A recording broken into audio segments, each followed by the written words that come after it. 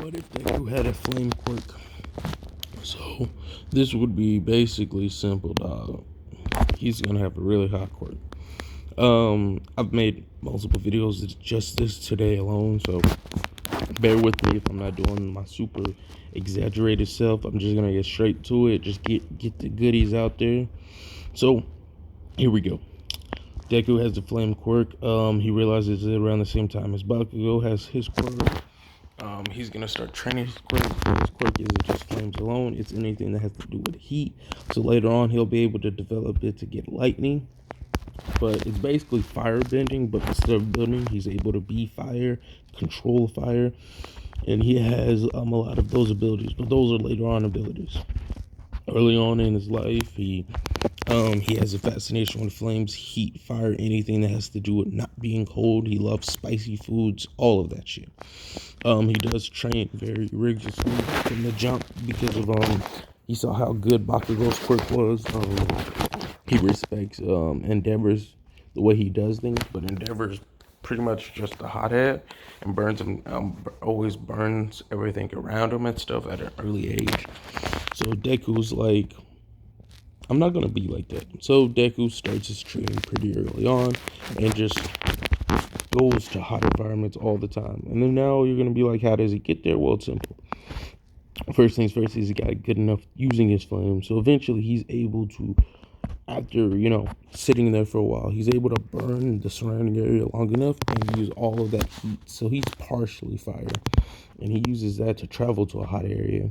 When he makes it to a hot area, he passes out from using so much energy and burning so much calories.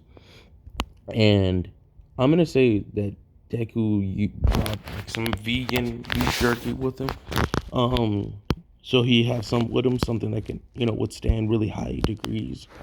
So he eats that, and he eats the stuff in the surrounding area too. And he's like not. I'm gonna say he's like in a lava-like area, or like not a lava-like area. Like near a volcano. So it's like an area that's always really, really hot. And he just sits there and trains in that area for a really long time.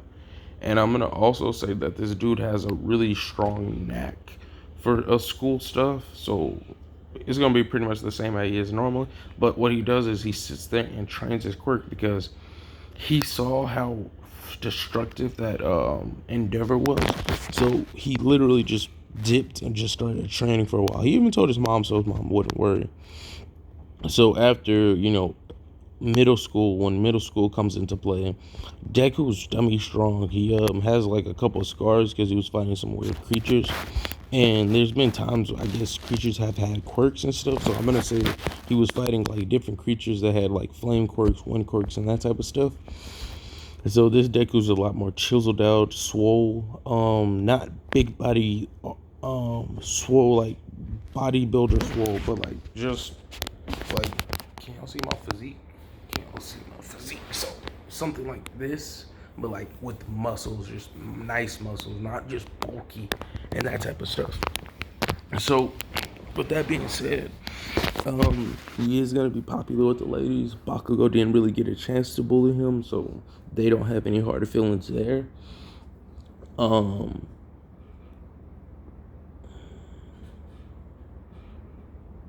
That's it. That's pretty much it. Like he's strong right now off rip. He's actually got a pretty good mastery over his flames and how to control them, how to use them. I'm gonna even say during his like time of training, he stopped every so often.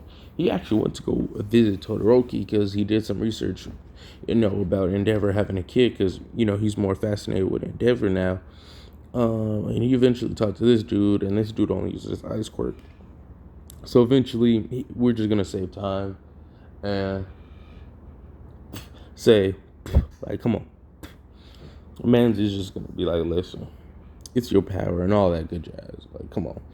This isn't my dad's power. This isn't my mom's power. It's my power. Come on. Let's be real. Let's be earnest. Like that, just on that simple flow, like that simple shit. You know what I'm saying? So now we're gonna get, and once again, sorry, it's not just gonna be as juicy as the other ones. I don't think off rip. We don't really need to do much. I'm gonna say he does need to do a little catching up, but Deku's smart. He does a good amount of studying, and he's good. I'm gonna say he's kind of like Kirishima, but not in the same sense. It's more tamed and reasonable and controlled. He doesn't just have this blind passion. He's more of a narrow focus. So he gets his studying. He gets caught up. He actually gets pushed up a grade. He's actually able to just go straight to high school. The reason I'm gonna say this is true is because even though he wasn't with books or whatever nearby, he did brought a good amount of study material to study for when he's not training and when he's just relaxing. Now that we got that out of the way, when they do the entrance exam, am I forgetting anything? I will also say Deku did come through and help Uraraka a little bit. Not for Uraraka's sake because he needed money. So he did do a lot of other stuff like help people, like help a cat out of the tree. It's gonna be kind of similar to the other what if I did about him having a healing quirk. And I'm not trying to always compare these two, but like this Deku was getting kind of busy. He was getting down and doing some shit. And so once again, he has that passion. So his passion burns very brightly. So Deku was really just putting in a good amount of work. Um, he was putting in a good amount of work, doing a lot of things. So with him doing all that stuff and just doing the big hustle, the big thing, he um knows a lot of people. A lot of people know him, but I'm gonna say this version of Deku's he actually talked to Uraraka a little more. He was more friendly with Todoroki due to them having a similar quirk. That's gonna be it for this particular part.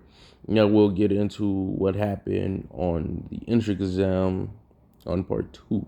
I'm gonna finish this out, give y'all a little more background knowledge. Bakugo actually is more tamed in this one because he already seen someone with a strong quirk, so his arrogance has no reason to be there because Deku has a flame quirk and he's able to use his flames in conjunction. Like he's able to heal people with them, he's able to fly with it, he's able to protect himself. Like he's able to do a lot of stuff with just one quirk.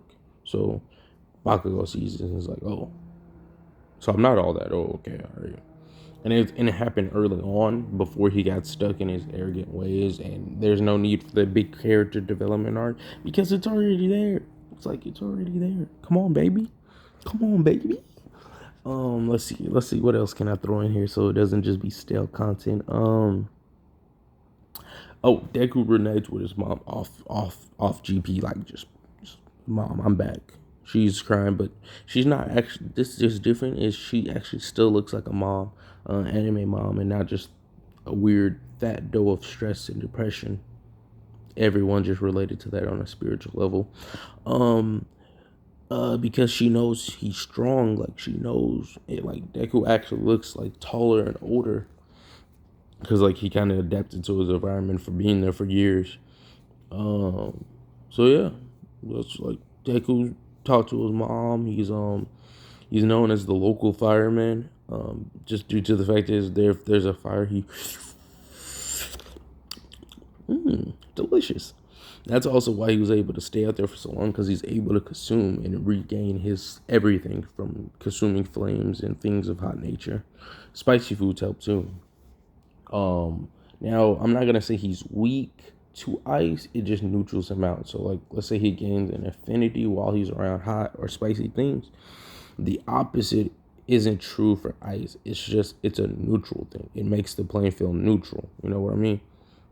But just because he can't produce flames doesn't mean that he's still very proficient with survival combat. And what I'm gonna call survival combat is it's kind of like if you be out in a situation long enough to where you have to fight and stuff, you're eventually gonna learn how to throw a good punch and throw a good kick and stuff because you've been fighting bears and other things. So you're eventually gonna learn how to fight, even if it's not professionally taught or something to that effect. Like you're still gonna know how to do that. Because if you throw a wrong punch and it hurts your arm or it hurts dramatically, or if you get maliciously folded, I guarantee you your brain's gonna be like, I don't like that. We need to fix it. So you're gonna be sitting there like, how do I punch right? How do I? So I'm gonna say that happens. So he's pretty good with that, and he also get free classes because he's always helping people out around the place. So karate masters like, we got you. Muay Thai masters, I got you, my friend. So he's got the plug. Catch y'all later. Like, comment, sub, hit the bell. Yeah. That's it.